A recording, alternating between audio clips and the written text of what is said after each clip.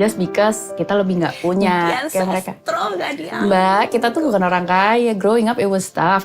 Aku si anak tunggal ini bener-bener kehilangan dua figur orang tua. And it was very tough. Itu SMP. Itu serem sih. Gue berkarir di dunia model kan sebenarnya buat biayain sekolah gue itu kan. Dan itu nggak pernah terjadi. Untuk melihat kebaikan, untuk menjadi baik, semuanya itu butuh steps. I don't know.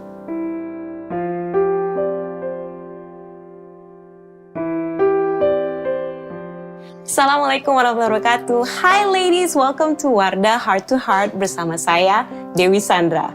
Dan jujur, aku seneng banget karena kita sama-sama saat ini sedang menyambut bulan suci Ramadan. Dan karena ini adalah waktu yang sangat spesial, artinya Wardah Heart to Heart juga harus spesial ya kan? Oleh karena itu kita akan bicara dengan wanita yang sangat inspiratif. Beliau juga memberikan manfaat ke sekitarnya dengan langkah baikmu berarti. Mari kita sama-sama sambut Dian Sastrowardoyo. Alrighty. Hai. Hai, akhirnya ketemu. Senang banget bisa ketemu lagi. Asli. The last time we met online. Iya kan? Talk show juga ya? Talk show juga, kita ngebahas tentang kehidupan, tentang perempuan, tentang almost everything sih. Iya, itu juga seru banget ya. Cuman sekarang I wanna go deep into you. Gitu, oke deh. Dive into Actually, I wanna know more about you. Gak bisa. Gak bisa. Okay, can you tell me about, aku sih pengen tahu ya masa kecilnya Dian. You to be now kan pasti punya masa kecil yang sangat kaya. Masa kecilnya Dian itu, sering di rumah dan main di rumah sendirian karena aku kan anak tunggal. Jadi, nongkrong di kamar pembantu itu aku banget. Serius? banget. Aku tuh mainnya di dapur, gerecokin mereka masak. Aku tuh anak pembantu banget. Banyak sering teman-teman tetangga main. Nah itu baru langsung pulang sekolah langsung ke rumah temen gitu. Naik sepeda gitu, pulangnya tuh sama maghrib dicariin gitu.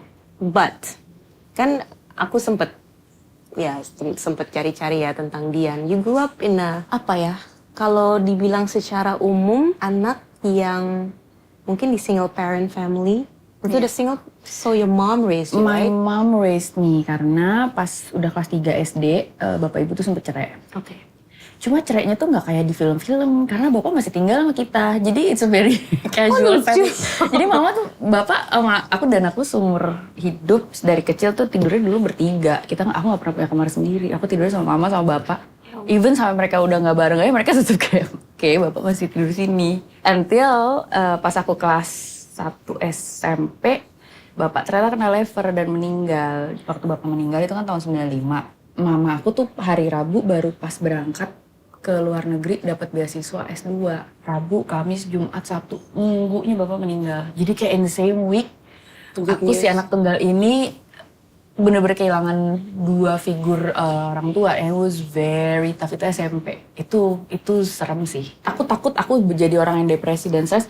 Mikir udahan aja deh, bunuh diri aja, mungkin that's easier. Itu tuh kepikiran berapa kali loh. Kepikiran juga? Kepikiran, tapi aku untung come to my senses nggak gitu sih. Gila lo, masa gue gak sayang sama mama gue, nanti mama gue pulang, masa gue udah tinggal sama.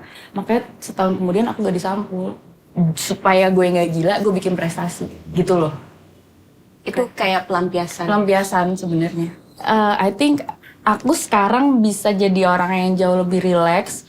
Kalau misalnya takut ya bilang takut, kalau mau nangis ya udah nangisin gitu loh. Karena kayak gitu. Tapi kayaknya makin kesini jadi makin relax, makin apa gitu loh. Tapi itu juga proses of learning juga kan. Ternyata kalau nangis tuh bukan berarti lemah ya gitu loh. Ya nggak sih? When you admit, yes you are scared. When you admit, yes aku sedih banget dan aku kehilangan banget gitu misalnya itu tuh nggak bikin kita jadi makin lemah gitu loh. Justru it took courage juga untuk merasakan perasaan-perasaan itu gitu loh. And that's the healthy way of merasakan proses itu kan sebenarnya. Kalau something bad happen to you, aku baru taunya sekarang gitu loh di umur kepala 3 ini gitu loh. Coba dulu aku nggak terlalu hard on myself, mungkin hidup gue juga akan lebih ringan kali gitu loh. Pasti ada orang di balik yang mendidik juga untuk hal tersebut. Did you have a mentor atau sosok yang aku suka sama ini, gue mau kayak gitu? Aku ngeliat mama toughnya kayak apa hidupnya gitu ya, struggling sendiri ya. Akhirnya itu jadi kayak mau nggak mau kayak nge-shape cara pikir aku kali ya. Seenggaknya aku harus bisa lah samain mama gitu loh. Kalau bisa lebih bagus, Terus mama tuh kerja kerasnya gila banget Mbak Dewi.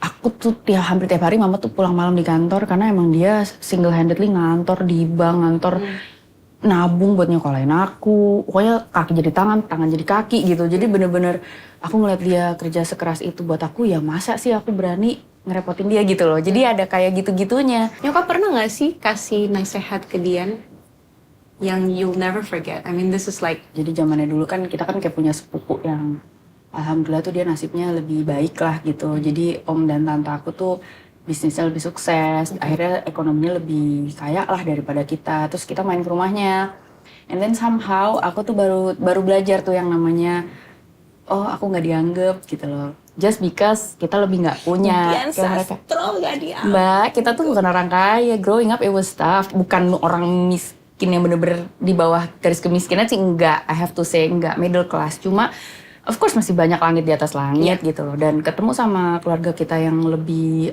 berhasil secara finansial, ternyata tuh nggak sepenuhnya pleasant. Karena ada tuh yang aku aja ngomong, mbak, aku mau pinjam Barbie-nya dong dulu Barbie kan. Terus aku kayak diacuhin gitu aja. Dan itu sering, padahal itu keluarga sendiri. Aku belajar ada yang namanya rejection kayak gitu.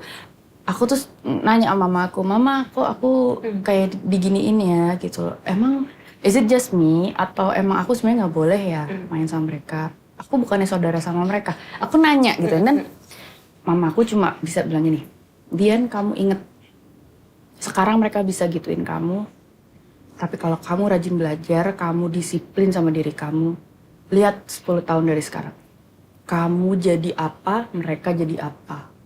Kamu akan, kalau kamu mau, kamu bisa jadi orang, kata dia bilang gitu, mama bilang. Dan pada saat kamu jadi orang, mama pengen lihat mereka jadi orang gak sih dengan ngacuhin orang kayak gitu. Mama yakin orang kalau suka milih-milih orang kayak gitu, gak akan jadi orang yang bermakna juga. Makanya aku kalau bisa berteman tuh jangan dipilih deh gitu loh. At least not based on their status, right? Secara ekonomi deh gitu. Kalau orang emang asik dan emang kreatif dan apalagi buat kerja bareng misalnya bisa kontribusi sesuatu yang bermakna, be friends with them. Apalagi keluarga gitu loh.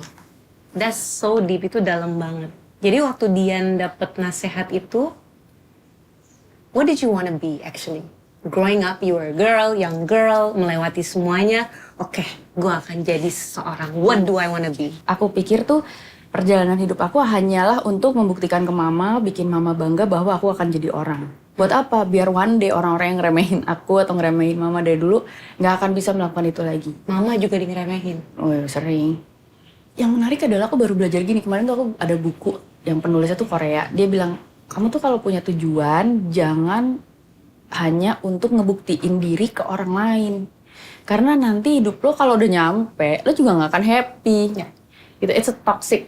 If you wanna prove yourself you're good, juga jangan buat prove to that person yang pernah ngeremehin lo. Karena nanti kalau udah nyampe suksesnya, lo tetap gak happy karena yang lo cari tuh approval dari orang lain gitu.